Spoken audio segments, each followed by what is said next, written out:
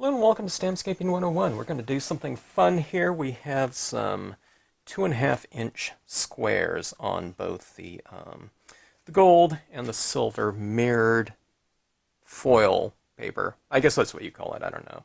It goes by different names. You can look up metallic papers, foil papers, etc. online.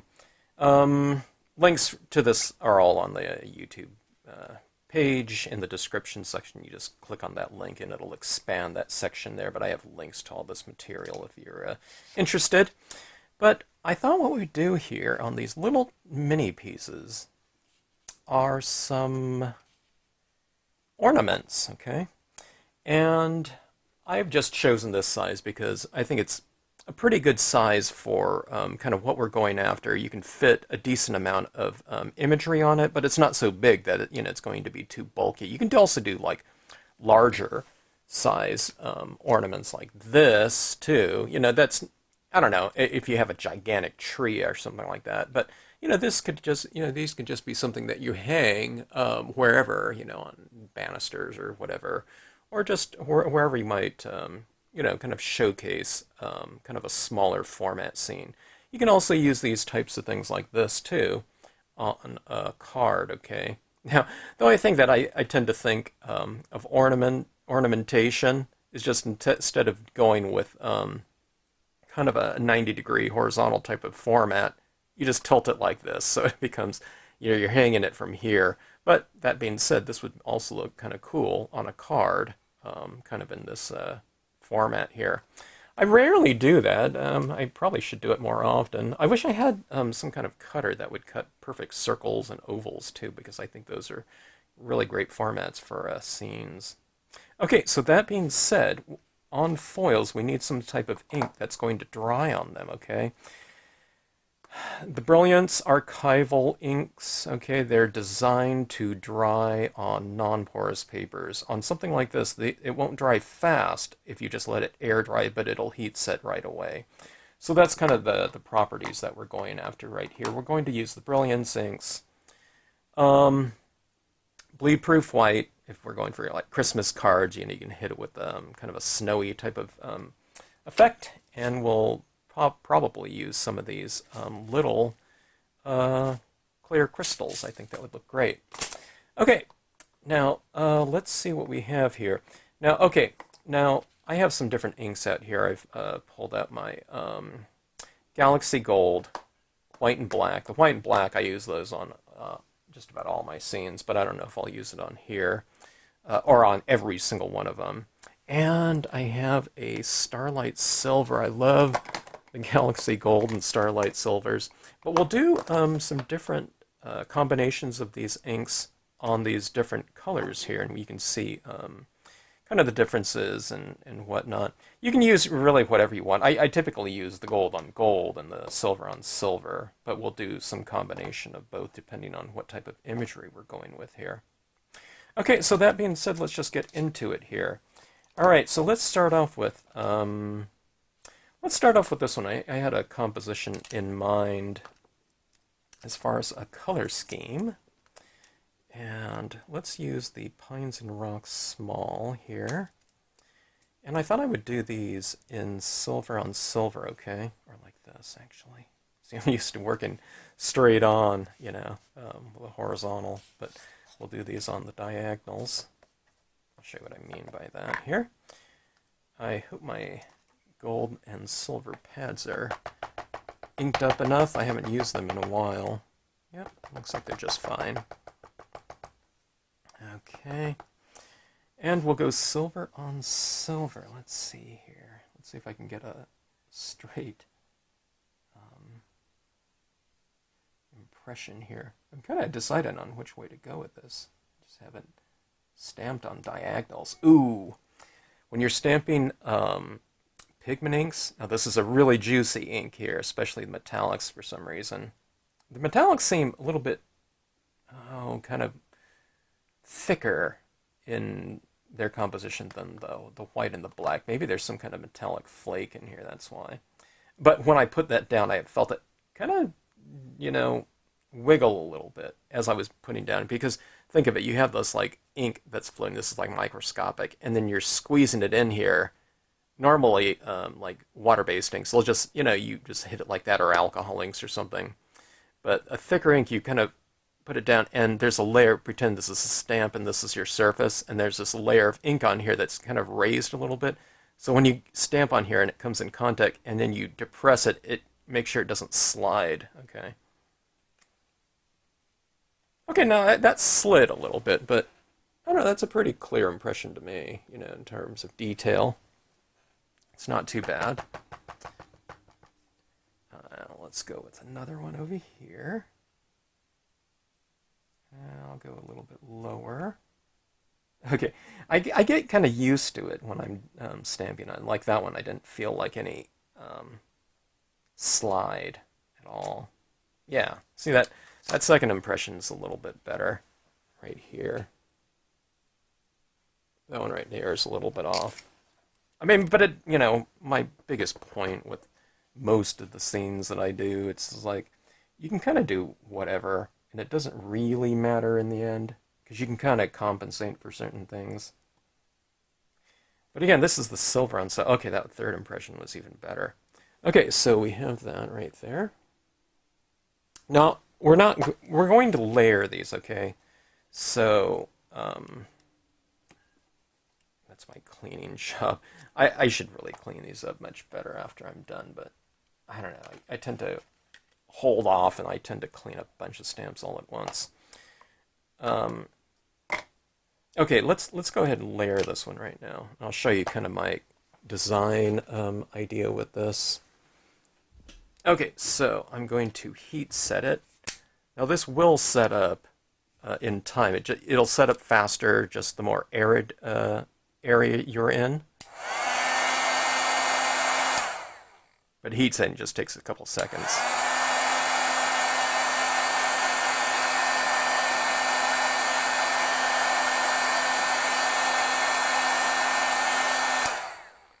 I don't know if that's completely heat set yet. It's harder to tell with the colors other than black. Black is very apparent when it's dry, because it dries in a flat rather than like a glossy. It's probably happening with the other colors as well. That looks like a little bit of a flatter silver. By the way, that being said, when we're what was I going to say? When we're stamping these out, it looks glossy, okay? Oh, here is what I'm looking for. It looks glossy and thick because, you're working with an oil-based medium in the pigment inks. So they're going to look shiny, but then when you dry them, they'll dry flat. But if you want to get that kind of glossy sheen back, what you do is you spray seal these with a clear glossy spray, and that'll seal the inks, and it can also make them look a little bit more kind of glossy, dark, and vibrant again. I don't know. I think they look fine either way, but maybe the gloss looks a little bit better. I don't know. It's one of those subtle things. Okay, now this is white, okay? And I'm going to stamp this leafless pine here in the white, okay? Now, be a little bit careful when you're stamping ink over ink, because sometimes the ink over ink slides a little bit more. More so if you don't heat set to dry, but if you're going wet into wet, you can imagine that sliding around. You're adding even more oil-based ink into an oil-based surface that's already kind of thick on the paper. I wasn't heat setting all the time in between layers. I've kind of learned to do that now. But here's this white over the silver. Look how that really stands out. And I'll put another one or two down here just to contrast against that silver. White, there's not a lot of contrast in between white and silver, but there's enough for it to show up, which is what we want. I mean, you can hit the tops of your pine trees down here with white too, to layer it. I don't know, I think the leafless pine kind of shows a little bit more. See that right there? I don't know. To me, it shows, you know, a decent amount of dimension when you do this too. Okay, and I'll go with one more out here. I'm just kind of using the tip of it.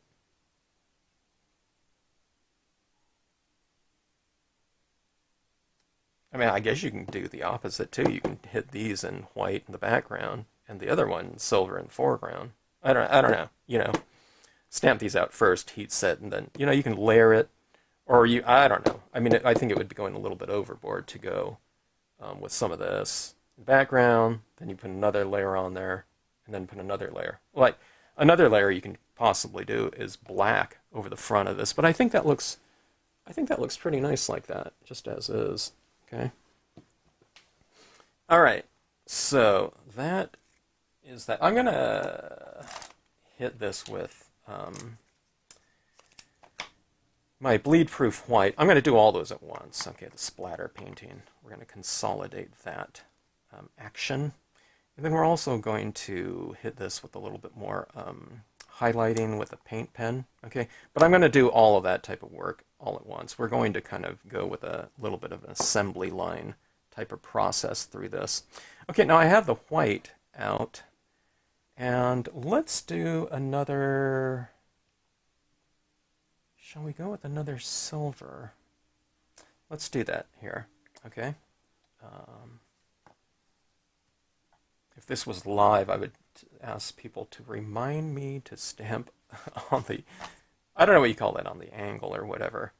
Okay, so this is going to be, I'm going to stamp this lakeside cabin in this one. I want that cabin to show up a little bit more, so I want to... I could stamp silver on silver with that cabin too, and that would have a certain look, but let's go with black. Let's go with a little bit more contrast.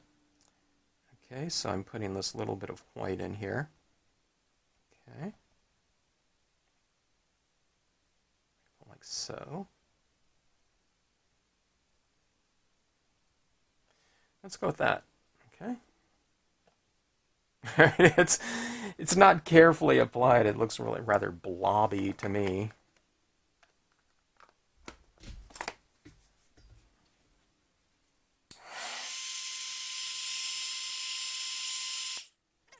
Don't burn your hands, you know, holding that little tiny piece. And if you have like a resealable, you know, mat on your surface, make sure you don't warp that by, I don't know, I was heating up a lot of stuff on my table before and it kind of warped my self-healing cutting mat underneath a little bit. Okay, so that is that. I'm kind of rebending this. This kind of starts to warp a little bit too, but you can kind of just get it back to you know, reasonably flat again. Okay, lakeside cabin. Let's do this one. Oh, I don't need this one's the cling foam version. Okay, so we've got Brilliance white laid down. You can, I'm not sure, you know, I haven't tried it, like laying down like a Brilliance and then stamping like a StazOn in here.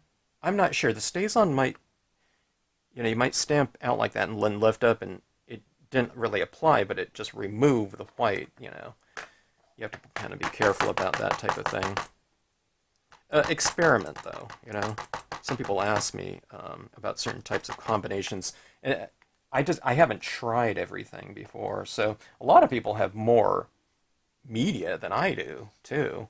More different types of media, so, you know, it's always kind of best to play around with things and see what your materials are capable of, you know. They might be like a lot more capable of doing different things than what was previously thought. Sometimes people have this stuff and for years, and sometimes if I haven't heard that you can't use something together, you know, something is incompatible, I just try it and it works out. Where some people say, "Hey, I heard you can't do that. It doesn't work on there." And I said, "Well, I tried it and it seemed to work just fine." So always kind of play around with things and test them out for yourselves.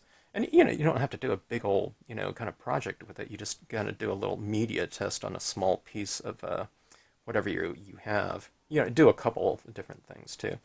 Now, compatibility too. It's not just trying something out. Like some of these inks right here, I've found out that. See, I'm kind of holding this down a little bit longer, but maybe if I just went for a standard print, like you know, that we do dye based on cardstock or something like that, and just lifted, you know, it works just fine. But if I do that on here with this, sometimes that ink doesn't transfer over. So take the kind of the viscosity and thickness of your media into consideration when you're trying things out. So it's not just straight compatibility, but it could be a time issue, you know, holding your image down a little bit longer, you know, to transfer over. Look how beautiful that print is. You know, it's with a thick pigment ink on a mirrored cardstock, and I think it, you know, it stamps out pretty well. But anyways, that's why I laid down that ink, that white ink on there. See, you know, where the white ink isn't over here, you can't really see it. But I don't know, it kind of makes for an interesting type of look like that. And like, again, you can stamp this out in silver on silver, and it just has a completely different look. Okay. This one right here is a little bit more bold than the less contrasty silver on silver. Okay. All right, so that is another one there. I'll heat set these all at the same time. Like I need to still heat set that white impression over there, remember? And, okay, let's move on here. Let's move into a couple of gold pieces. That's kind of my original tests were like gold and white. Here it is right here, like gold and white impressions on gold paper, and it has a certain elegance to it. Okay, this is the covered bridge. Let's just do gold on white, okay? And then maybe I'll do a black on gold right over here. These little, I don't know, these little formats here, they can be really charming, you know, in terms of a work, you know, project. There's a certain charm to them. The smaller the piece, I guess that's why inchies became so popular. My gold pad might be really dry. I'm getting my gold all over here. Is that from this time?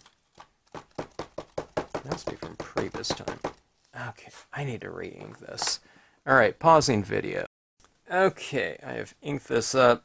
Now, it might be inked up too much, but you'll find with the Brilliance inks, things like StazOn, Brilliance, those types of inks, because they're meant to dry really fast. I just have a feeling they dry more, kind of faster, just sitting in your, you know, the pad too. So, that being said, kind of be careful when you're inking up here with a really, you know, my stamps are very detailed and tonal. So, let's see, I'll probably use, well, let me put this on here just anyway. As I make this impression, okay.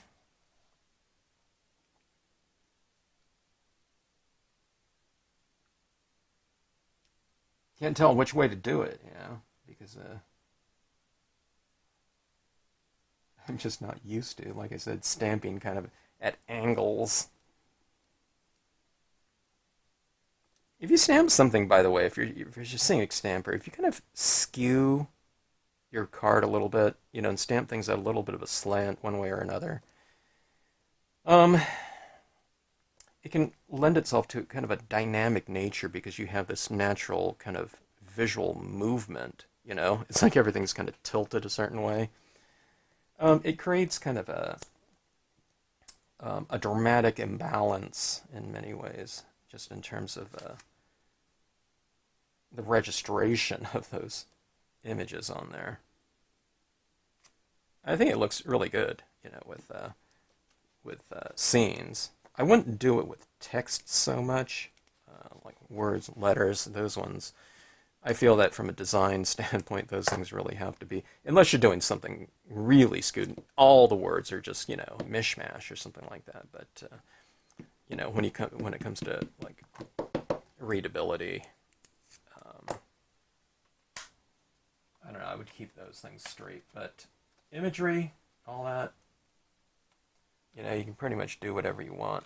Okay, so there is the gold on gold. I think that looks pretty interesting, like that. It kind of creates a reverse impression. It's like an X-ray or something like that. Let's go ahead and heat set some of these since I'm going to be doing that anyway. I want to stamp some imagery over this, maybe in white, like this branch here, or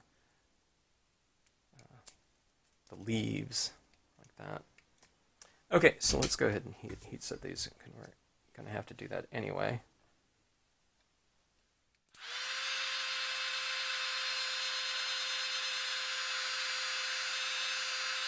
Okay, now this one right here started rainbowing on me. I forgot about that. Sometimes I use that for, a specific effect, but see this right here? See that? I mean, that looks pretty cool, but see that rainbow right there? It's when you start heating it up too much in that one area. See right there in the middle? It's a rainbow. I mean, that's what it looks like when you get to it. But see, there's that little rainbow in there. You can't see it unless you're like holding it up at a certain angle. It could be like something that's like a bonus though. So you kind of use it strategically. I don't know. It looks pretty cool. I don't have a lot of control over it though to really target it. I guess you just hold it in one area and it becomes a little rainbow. Or if you want to, do some kind of arc sometime, that might be kind of interesting. Okay. That's what's good about Brilliance inks. Some people say, hey, I'm going to try that. And but I'm just going to use my regular pigment ink. And I don't think it will work because that pigment ink's just not going to dry on here, even if you try to heat set it. You can try it though. There's all kinds of different brands of inks out there that I'm not even aware of that may or may not work. Okay. So that's why I always recommend try things out. Dye-based inks on something like this. I don't think it's going to dry. I don't know if you need to try it. Okay, we have one more piece here. Should I do something? I'll figure it out as I get there. Or when I get there. Okay, so let's go with some of this. This is from Autumn Bridge set, but they also come individually. Okay, let's go with the white here, I think.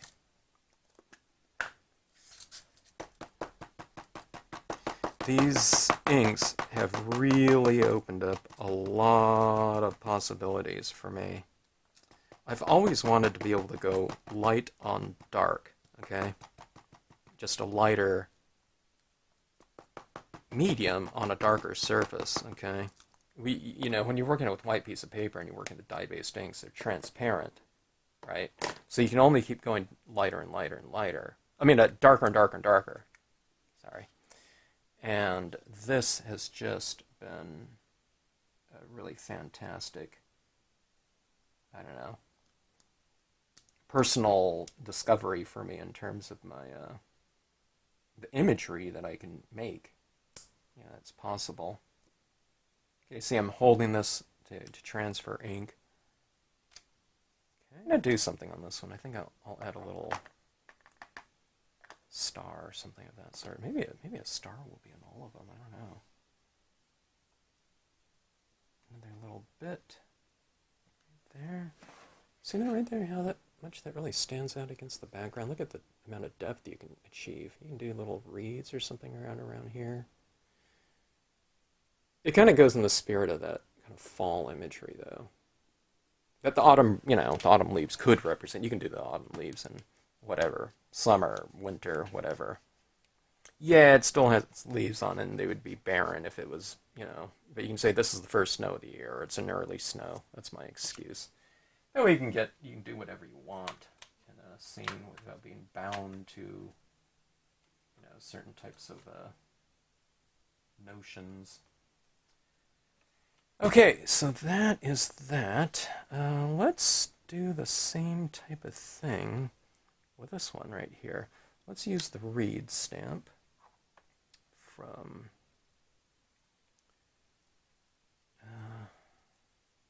the lakes. Oh, I was going to do the Lakeside Cove. That's what I was going to do on that. This one right here. But let's get a little bit of extra imagery on here. Let's go with black on here. Let's get a few impressions down here. I guess you can go black and white, you know, foreground reads. This kind of just puts us in some kind of foreground looking across the body of water to the cabin. Okay? That's right. I almost forgot. I was gonna base some of these things around this set right here, but almost forgot. You get lost in kind of what you're doing when you're crafting, don't we? And forget about certain things as you go along. Hopefully you do, because that's a good indication of kind of where you're just getting lost in the spirit of the process. Okay, now this one right here. Okay, we saw gold on gold right here. Let's do the black on gold on this one. You know, just so we can see kind of some of the differences.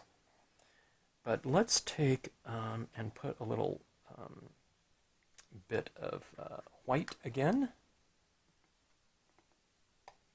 in the background.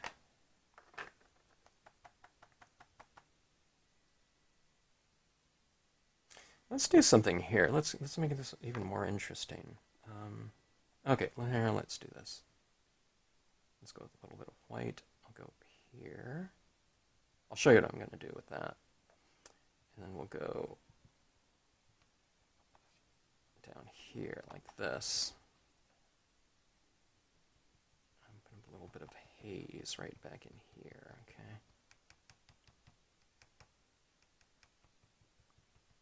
All right. So it's like a little think of that like a little person, like a little head, arms sticking out in body. And I'll show you what I'm going to do, or I don't know, kind of my notion of what we'll do with this here in a minute. Okay. Take that, and then let's heat set.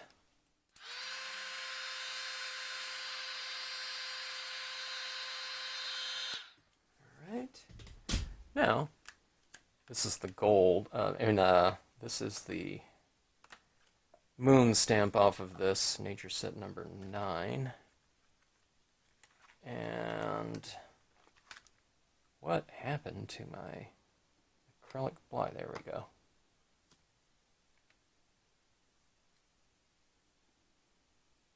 Got the moon here. Now this is a case where I should have cleaned that off. I got a bunch of black pigment ink all over it, but let's just go with this. Okay, I'm going to do this moon in the background in gold, okay, like right there. So this is a very small format here, but you know, you can fit, you know, a decent amount of visual imagery into these very small formats. We even have some inchies up in the stamp board gallery on the website, stampscapes.com. You see inchy scenes, okay?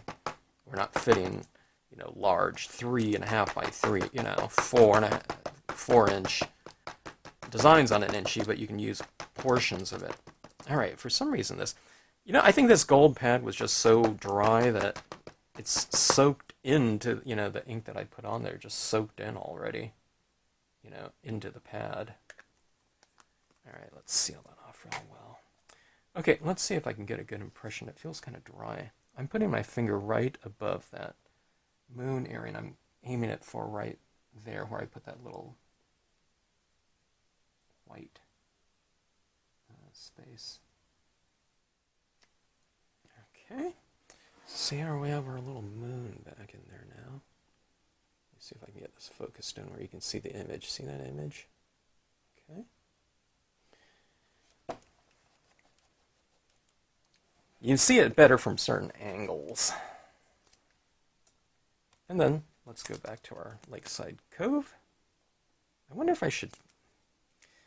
Alright, being that it takes like 5 seconds to do all heat set that moon image, because I am going to stamp over that moon, you know, stamp.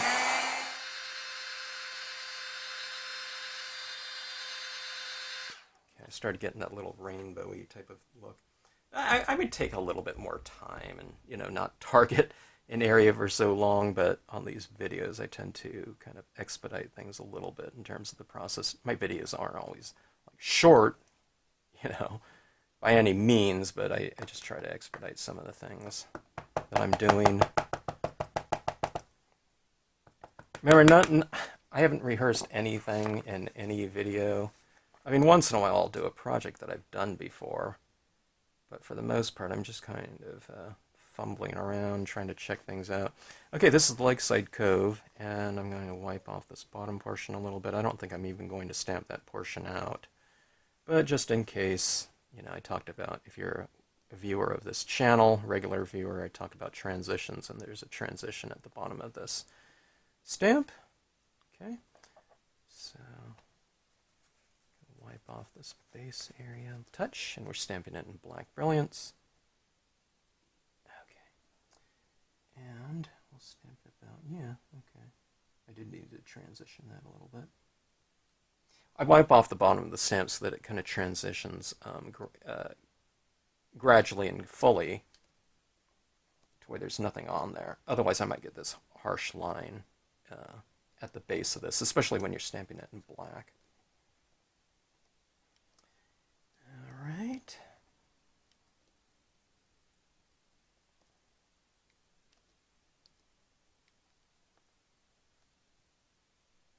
Okay, now remember I have 3 layers of ink on here so far. I have the, or 2 layers. There's the white that I laid down and then the moon. So I'm holding this a little bit longer just to make sure I get a full impression. Okay, see that? Look at that.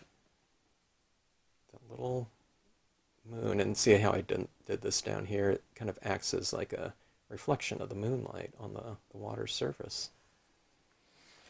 Alright, now you can fill in the sides with this too. You can just kind of, even on a small little scene like this, you know, it's longer than 2 inches, so you can fill in with some additional trees. You just ink that up on that side and just stamp it accordingly. You overlap your previous impression a little bit. No masking, no careful positioning required. You might even actually get in the way because you might kind of not overlap enough. You really want to overlap a decent amount, which is not a harder thing to do.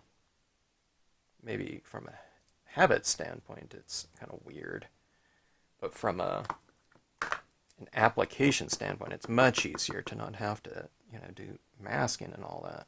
Okay, here's some reeds again down here. This one shows up a little bit more than this one, probably than on the silver, because I've laid down that white down there. Okay, there's that right there. Okay, a little bit of reeds here, and we'll add in some highlights and things like that in here. We'll make these all look a little bit more kind of wintry when we add in that snowfall into all of them.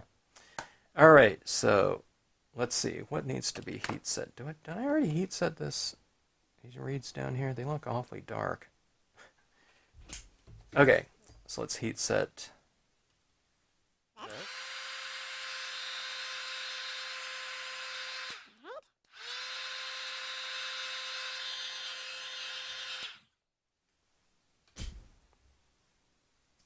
All right, now let's get in here and let's do some work with our trusty white paint pen. I got some gold ink all over it. When you start using some of these inks, like those metallics, like the gold and silver, you can really get a little bit messy. I have it all over my fingers here. I should really wipe off the pad all over the place, but I say that if you're going into this type of project here, expect some wet, kind of goopy, inky fun. Otherwise, when you start doing it, it's like, oh my god, I got ink all over my fingers, you know. Not that, I don't know, most crafters are, you know, aren't jitterish, you know. Don't get jittery when it comes to that. Oops, I didn't heat set that white over here, and I just smeared it like that. Didn't I heat set that? I thought I did. Okay, I'm just going to draw that in. Here, let me heat set that now.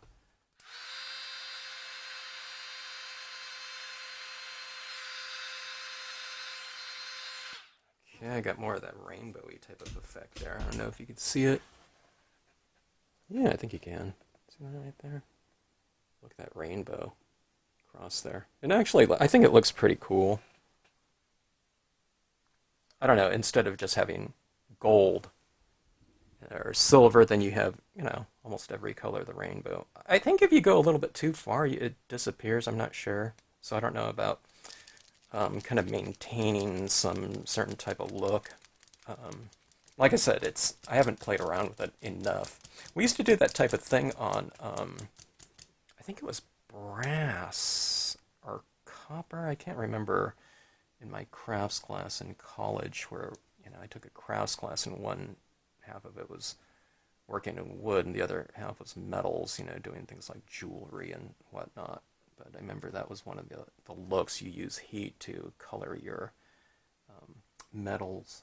Okay, now here I'm going to be putting what represents snow on my rocks. I mean, it could just be reflections from the moon too, but just adding this down. Now, I'm not sure if a gel pen, I always use gel pens, you know, the white gel pen always work the best, but I switched to this acrylic paint pen because these paint pens are kind of designed, you can use them on glass, I don't know, it says skin, paper, glass, cloth, metal, and plastic. You know, the gel pens kind of work better on paper. I still like them for certain things, like maybe writing was, you know, letter forms might be work better, you know, they might flow better on that, but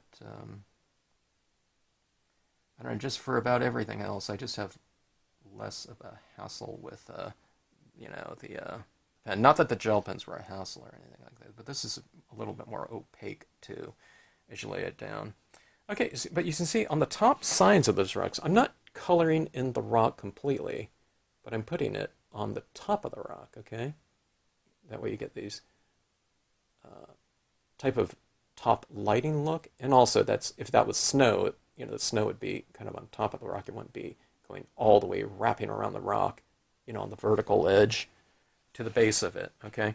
But you're also taking advantage of the colored surface like this. You're turning the object in space. That's what we used to kind of call something where you're rendering something where it looks three-dimensional. You know, there's a top, bottom, you know, top surface and whatnot. If you treat everything identically, you're saying that the surface is completely flat, you know, to you. Okay, so that is that. I was thinking about putting some little, yeah, let's go ahead and do this. It's going to get a little bit busy in here if I add too much of this highlighting, but say around these clouds, they could be kind of reflecting some of the light of the moon. Okay. That. I won't go overboard because it's going to get splatter painted, although that looks pretty good just as is. I think the splatter painting is just going to be fun though. Okay, now where would you put it on something like this? Okay. There's no obvious rocks or anything like that, but you can put kind of snow on some of these branches, on the top sides of the branches. And this white is going to be, you know, reasonably light in value. So you might even be able to go white on white. Actually, that looks pretty good in terms of the impression. A lot of times I don't get a really strong white impression if I go with the Brilliance white onto something. you know, you can still see the paper or something showing through. But this one, I don't know. I got a good, really good print here. Maybe it's because I heat set everything. I don't know. Let's bring out this one right here. This impression of the leafless pine down here doesn't show up too much, so I'll give it a little bit of highlighting here. Okay. See that right down there? See this tree right down here? I put a few highlights in it so it shows up more. But I don't know. I think this is, there's a fairly decent amount of depth within this space right here, don't you think? I mean, for just two colors, and one of them is the color of the paper. It's silver on silver, so you put that white over it. And that's what I'm looking for in my pieces generally. I like to have a little bit of visual depth, something that looks closer to us and something farther back, just to create a little bit of a, I don't know, range in your pieces. Okay, now on here, I think I'm going to do some on my trees here. I think I'm going to leave that covered bridge as is. We'll see. Okay. Now over here, I was saying, I just smeared my leaves. I'm just going to draw some back in here. And I'll illuminate some of my leaves.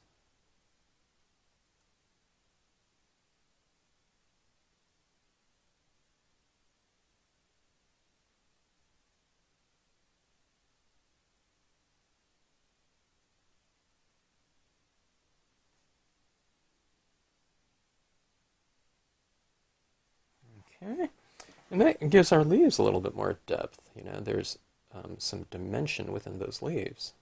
See that right there? It's like those are stamped in white, but you can really see the white highlighting. And maybe I'll bring in a little bit of that, highlights down here as well. I won't go too much because again we're going to spray seal. I mean, splatter paint. Getting my processes mixed up. Okay, on this one right here, this cabin. Let's bring a little bit more light into the cabin. Kind of make that window a little bit more illuminated. And we'll put some lighting on some of these rocks underneath my cabin window. They're already kind of light from the white that I laid down underneath it, but this is just giving a little bit extra punch, visual punch, lighting punch, or whatever you want to say. Whatever you want to call it. I can put a little bit on my rooftop. Okay, now, here's what just happened.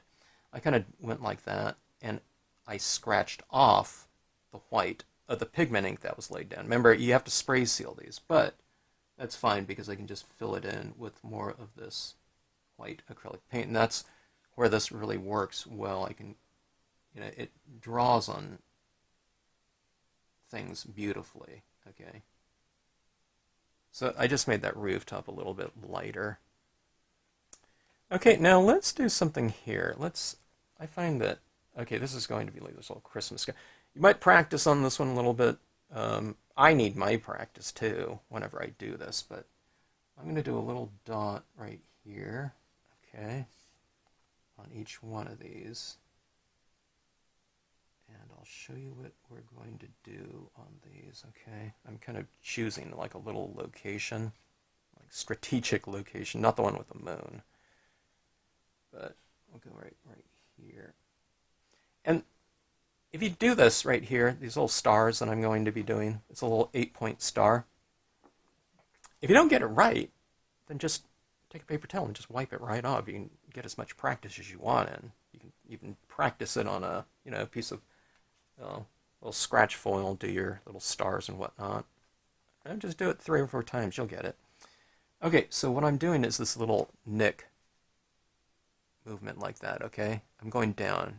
We don't want to curve it or whatever. You just kind of do a little nick like that and go like that, okay? All right, so I'm doing this and I'm going like that. Okay, so this is what this looks like, okay? We're going to be doing that 8 times on each scene, okay? See that right there? I don't get mine perfect either, okay? It doesn't really have to be, but I start out off like that, and I go like that, okay? Then you you go this way and this way. There might be, I don't know, some kind of thing that's easier to do this with, but I don't know. I find like templates or something like that to be a little bit bulky sometimes, okay? So you remember, I'm not doing a line like this and then up. I'm doing this little kind of like this type of motion, like you're sweeping, okay? So it's like that and like that. I'm using the natural movement of my hand, okay? Now, that's the hairs like that. I made the verticals a little bit longer, and then I'll make these smaller little nicks in here, like that, okay? So you have a little twinkly type of North Star. I don't know, you could make, the horizontals longer too. I think that would look good. But I usually don't do like the longer ones equally. Now it looks really strange up there, but once we add in some extra snowfall, it'll look better.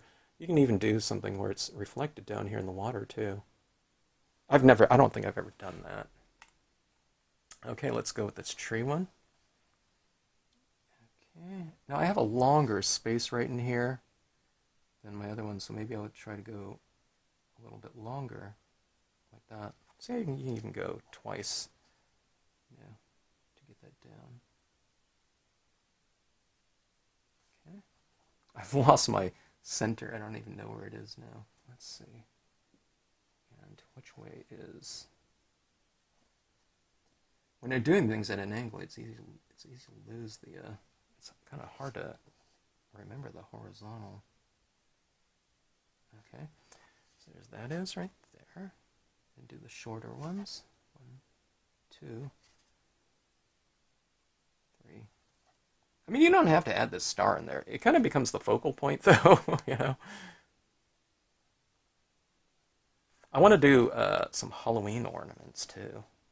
No one ever does this, huh? It's like Halloween doesn't get ornaments. I mean, you wouldn't hang it on a tree, unless you have, like, a dead tree.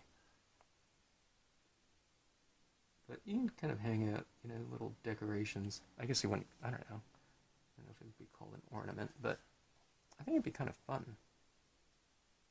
I wouldn't do it on the gold and silver. I'd do it on, like, black or something like that, or dark paper.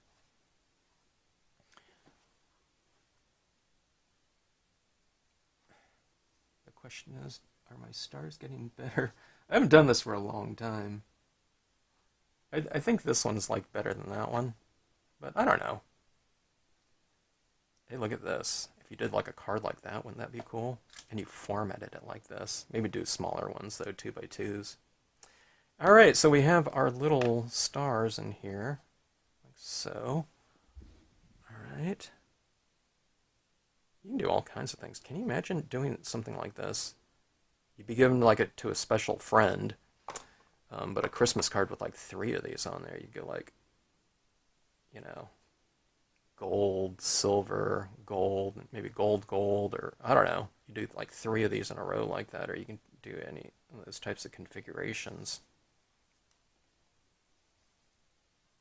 Maybe you do a card like for your house. People get done with something like that, where you have multiples on there. It's like, I don't want to give it away. Okay, your old toothbrush and some Dr. Martin's Bleed Proof White. Mix up.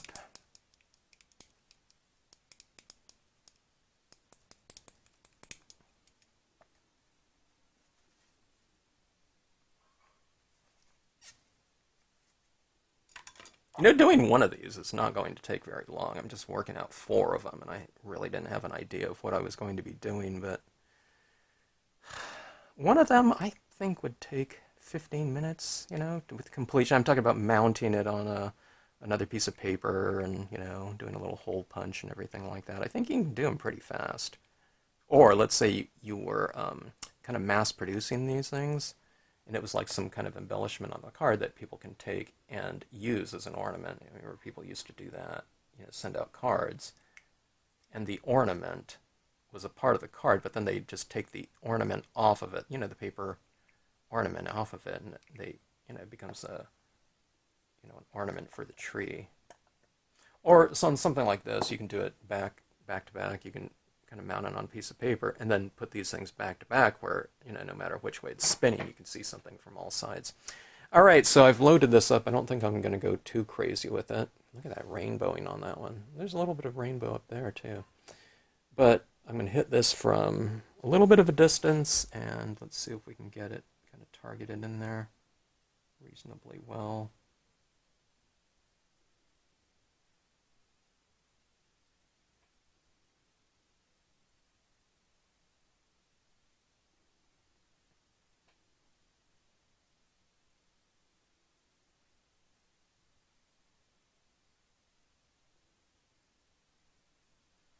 I never know which way it's going to be splattering from scene to scene.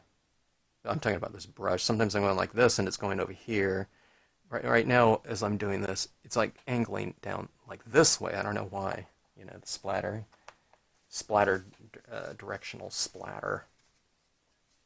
Okay, let's take a look and see what this looks like here. They all look a little bit different in terms of the spray pattern. Okay, see that right in there? That's where the Dr. Martens really comes in handy. Even the tiniest little speck of that splatter paint, okay, like right in there, is opaque. You know, it's very visible, you know, against that background too. Let's see, this one right here. Look at those stars up in the sky. It's like a very clear night. But then it's also down, you know, here, so down here it represents snow where it's in front of the tree. Up here it represents stars. And here this one is, okay. It's hard to get a photograph of these things because they're, you know, they're reflective, so see that right there? It's like you can't even see some of the white, but then I don't know. It makes for a really dynamic surface. Now the Dr. Martens, you don't have to heat set that. I'm sure that paint there is already dry. It dries really fast. Okay, but that being said, I like it when I get some variation in my pieces. I don't know. Oh, I got some crusty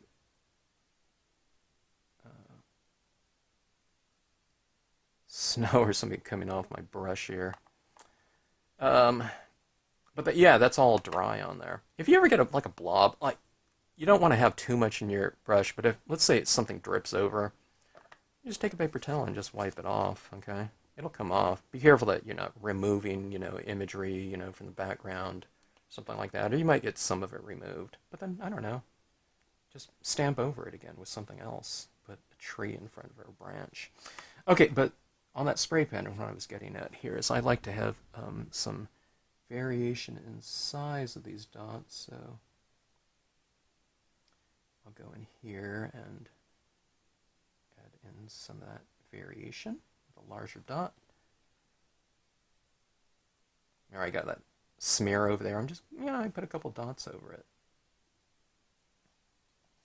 But these are just really cute little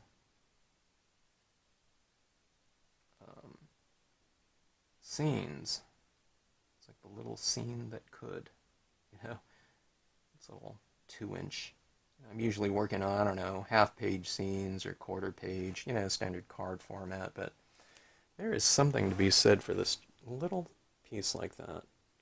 It's got a lot going on in there, too, you know.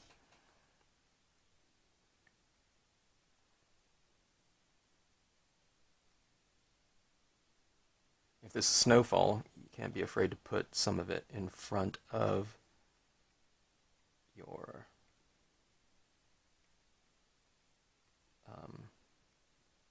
impressions. Okay. Now see, this is the one without the North Star because, you know, the moon's out, so you wouldn't really be able to see stars too well on a very well illuminated night. Well, but you could. There's no, you know, no rule against it. Okay, so here's some larger stars in this one. Okay. Now, let's take some of these and, since if these are kind of ornaments that you're, bringing out every year, whatnot,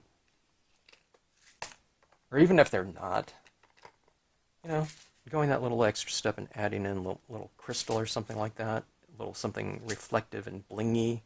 Now maybe it's better that I kind of spray seal these first, but I'm just going to put this on right now.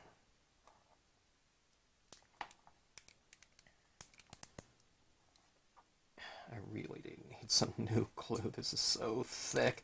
It's like 20 years old. I can't remember the last time I bought some glue. It's like taking all my strength just to get it out of the camp area. That's what I had this little pin here for, but it's flowing pretty good there. It's just the paint, the glue is just like super, super thick. Okay, so each one of these will have, I don't know, one or two little crystal stars in here. I'm gonna have enough for about 3 on that one, I think. I'm going a little bit, maybe more than what I would normally do. I don't know what I would normally do, but like on a little card like this. But since these are ornaments again, let's make them a little bit extra blingy. Kind of position some of your stars in a little cluster, don't have it all absolutely spaced out perfectly. I was going to say, on this one, you can put a little couple crystals down in the water.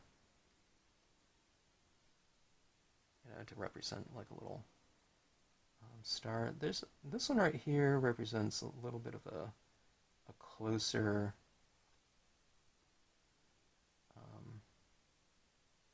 visual dynamic. The trees are closer to us. So, ooh, I got a big glob of glue there. So I was going to say, what I'll do is on this one right here, maybe I'll have a couple extra kind of larger stars. And again, this one's, like I said, these are ornaments, so you want to make them kind of,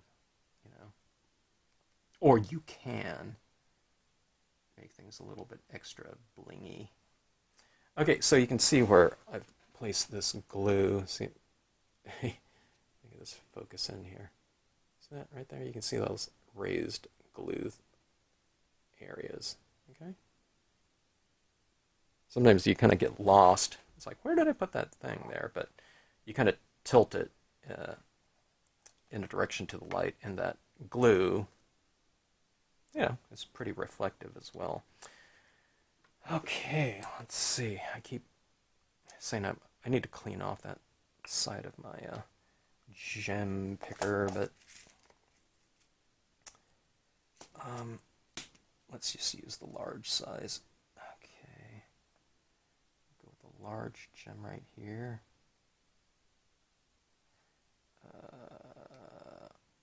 There.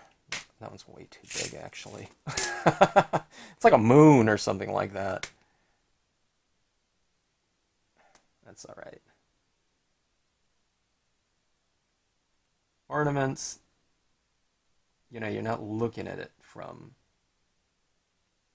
If it's on the tree, you're not looking at it at like card's length. You're looking at it from it's just hanging on your tree from across the room.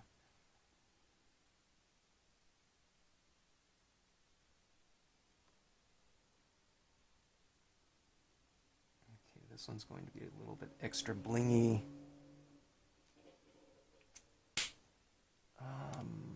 And then we'll go with a bunch of smaller ones here. Let me just grab a bunch of them out. These packs of crystals come in multiple sizes. Lucky for us, they're all flipped over. Okay, here we go. Here, oops.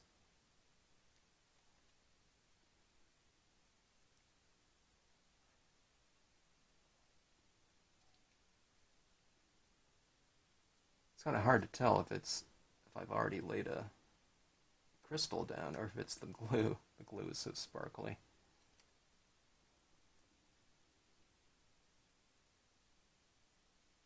Okay, let's take a look at this one right here. See that? Look at that. Look at those stars right there. Yeah, that one's too big, but yeah, who cares? This is what it would look like at kind of arm's distance, you know. Little extra crystals up there. You can, what is that spray? You spray it, and it has that kind of a glittery type of look. Write it down. I can't remember the name of it. But you can do stuff like that, or if you have some sparkles or something like that, you know, do a little sparkle embellishment. Maybe you can do those for stars. Maybe do those with stars as well as crystals. Okay. Or if you have gold, there's gold and silver pens. Add some of that. This old gem picker. It's a little bit too big for the size of these gems here. I have a smaller one, but I need to wash it off because it gets a little... It's got all my finger oils from grabbing stuff, and I've dipped it into glue on accident before. Okay, let's see. Let's take a look at this one right here.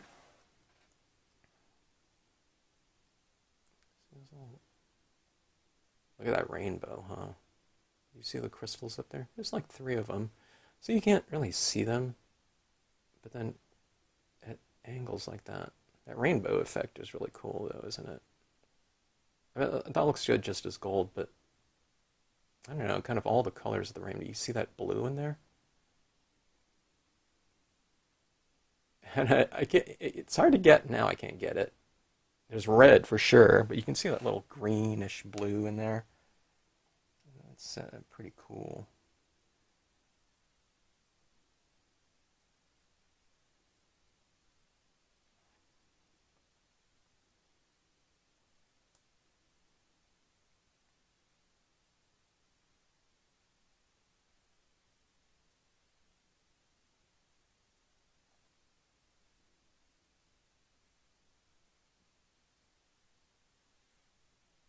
I don't think I put enough glue there. It's not sticking. There we go.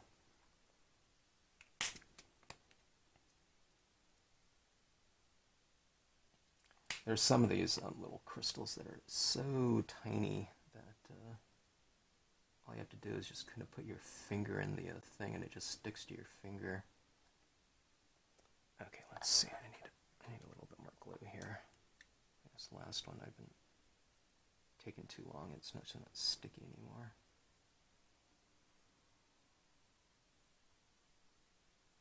Okay.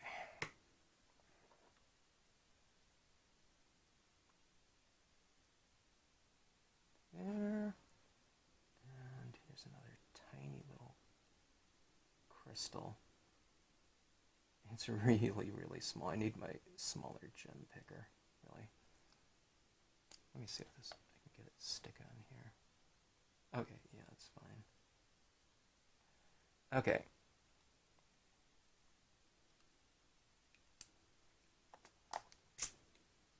Let's take a look at this one.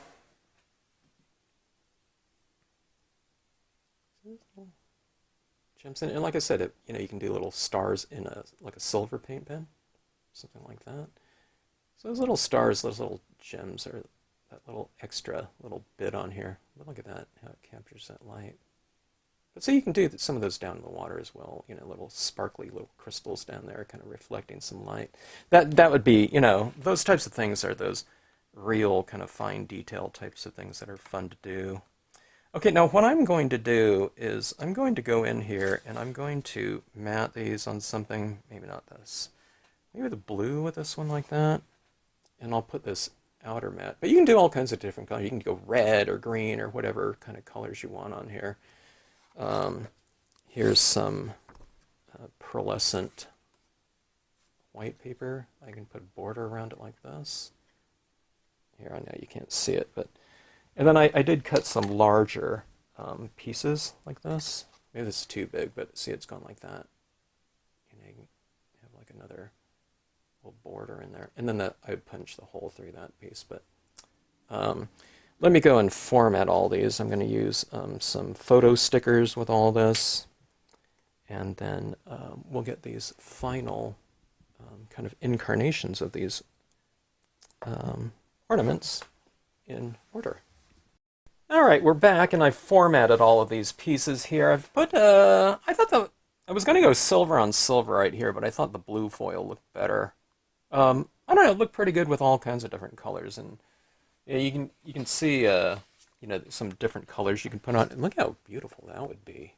For the, I don't know, maybe I should go with the red foil for the gold next time, or you can just, I can put another layer on like that. I won't do it now. I don't know, that looks awfully good though. So there's red and there's green foils. All these foils come out of similar packs, but even that looks pretty good, you know. I don't know. I didn't test out some of the colored foils with the or not all the colors with the silver, but I don't know. I thought gold looked really elegant too, just as is. Look at that. Look at the depth in there. And look at that rainbow through there. That, I don't know, the rainbow actually looks really good, but yeah, I don't know. That red and green look awfully good on there. Or, what you can do too is you can put it on the back, just so you don't have just this white bare area. That wouldn't be good if it wasn't like an ornament that, you could potentially see from all sides. So you can do something like that and maybe even stamp like a quote on the back here and, whatever. But like I said before, one of the things you can also do is you can do these things back to back like this, so you have, a double-sided thing that's, it's hanging like this. If it's something that, you're hanging from a, whatever, like a chandelier or something like that, and whatnot. But anyways, if we were just to keep these like this, boy, I don't know, those green and reds look awfully good. Those green and reds might have come out of the primary pack of Recollections, multicolored foil packs. I don't remember. But anyways, these look a lot better formatted like this. They look a lot more complete. Now this one right here I put on this dark blue foil. It looks black, glossy. And, you put stuff on here. You can put some additional embellishment around there like that. And like I said, in here, wouldn't that be great with little stickles, kind of like glitter glue or something like that? That would give a little bit of a shimmer. And like I said, you can spray these with, I can't remember that spray mist that's like all glittery and stuff like that. I don't know, it might make it a little bit too busy, but, when you're looking at these types of things, if they're hanging up on the, look at those little crystals, if they're hanging up, on a tree from distance, you want them to be catching as much light as, maybe possible or whatnot. But these things would make really great little card embellishments. Oh, by the way, I put the piece on there. I thought it looked a little bit more Christmassy and whatnot. Look at that there with that rainbow. You don't get that rainbow if you're not heat setting. So see, this is the what it looks like just as is. But then when you heat set it, if you heat set a little bit too long, remember I heat set this thing maybe, 3 or 4 times to do that. But I think that rainbow actually looks pretty good. So I don't know, it just surprises me. The things that you can get from this foil. That's what I guess we get from using metallics, some of those potential types of things in here. But look at that depth in there with that Dr. Martin's bleed proof white and then the larger dots and whatnot. I don't know, to me it looks, like a fairly deep visual space in here, especially with these white impressions on the top there. You can see where I've used the white little paint pen to bring out additional whiteness. Now this is just stamped in white. I blurred it a little bit because it wasn't completely dry, but who cares? But yeah, you can achieve depth with white over white, because like I said, when you stamp these things out, sometimes they're a little bit more translucent, where you're not getting a pure whiteness. These types of things here, potentially you heat set, the back one, and then you can emboss these or something like that. Can you imagine, especially for ornamentation, if you do like white embossed, you can have these raised types of pieces on here. Then we're talking about a lot of visual depth and actual three-dimensional embellishment to go along with, things like those little crystals up there. But just really fun stuff. Okay, so that being said, I have a crocodile here. I don't have one of these. My wife has one. And we surprisingly do not share very many things because she has all of her stuff and a lot of supplies, and I have my supplies. But every now and then, I have something she needs, and or she's looking for, and sometimes I have something, or she has something I need. But anyways, a little hole punch in there like that, and I can hang a little bit of a, I don't know, ornament hanger from that, or you can put like a bow through it. There's that larger one on here, if you don't know what a crocodile is. These crocodiles are really amazing too. You can punch through stamp board with it, and it stamps through it like butter. Okay, but anyways, you can see that right there. Okay, I don't know, you can do little ribbons through it or whatnot or whatever.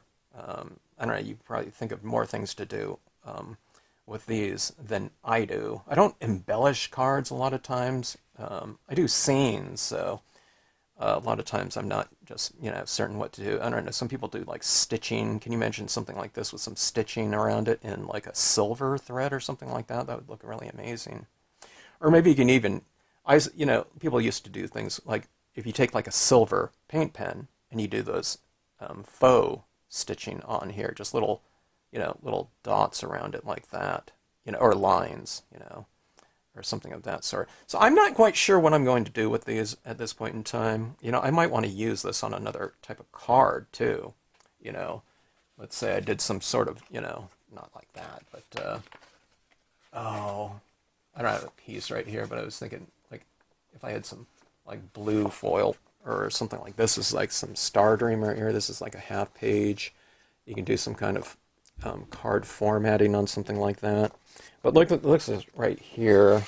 Oh, can you imagine something like this card? Now this would be a super elegant card. Not quite. I mean, I'd have to have it a little bit wider here, but if you did like a double thing like this on a card, can you imagine this? This would be like a super special card for someone. Something like this, and you go like that on red. Can you imagine that? And you make a hanger like that. It could be like a door hanger or something of that sort. You know, I don't know, all kinds of possibilities and whatnot. But these are fun little pieces. These little squares, and you can do them in whatever too. I plan on doing some little Star Dream ones like this, maybe for even like Halloween or whatnot. No one ever thinks about doing like Halloween ornaments or whatnot, or doing it on like a glossy, a dark cardstock, stamping white on top of that, a little skeleton or something like that, whatnot. But all kinds of different possibilities, with these little format, smaller format pieces. But like I said, even in the smaller formats, I think it's always kind of fun to go for that when it comes to like natural elements, doing that or pushing depth even within a very small space here. You can see the size of this right here, just the depth that you have with it. We have these very reflective little crystals in there, and they're set at a certain kind of visual depth. They set the tone for that. And the silver imagery in the background. Normally that silver imagery in the background would be kind of the star of this format right here, but when we're stamping it on, a reflective surface like that, and then we have these white trees in here, and then that star too, I don't know, they're all kind of competing for kind of attention in this space right here.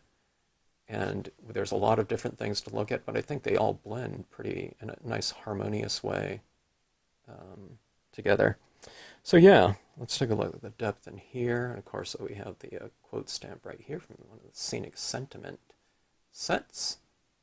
But look at that lighting across those rocks right there. It was really simple, right? We put a little bit of white in the background, stamped over it in black, and then just took our white paint pen and put it over those rocks like that. You spray, everyone can splatter paint. We did in kindergarten, probably as kids. I'm talking about all of us, right? And I don't know, we can create really deep visual spaces within small spaces with easy techniques. There's just multiple techniques used on here, but they're all really quite simplistic ones. That glowing little area in the background with the white, I mean, I just blobbed it on there with the, cotton ball. All right, so anyways, I hope you enjoyed this video here. I don't work in this size too often, but you've been seeing me doing a lot of foils and whatnot. Really dynamic surface to work on. And this is just coming to show you, again, here's the size of all these things. They're fairly small, in relation to things, and the pad's bigger than them. But such powerful little visual spaces and quite dynamic in what. Here's the white paint pen right there. Look at this. Two of these are almost the size of the white paint pen. Okay? But a lot of impact. That's what we want. We want kind of easy techniques that we can employ to create dynamic visual spaces, no matter what we're doing on our, whatever we have to work with. All right, so anyways, until the next video, thanks so much for watching, and thanks so much for checking out the channel.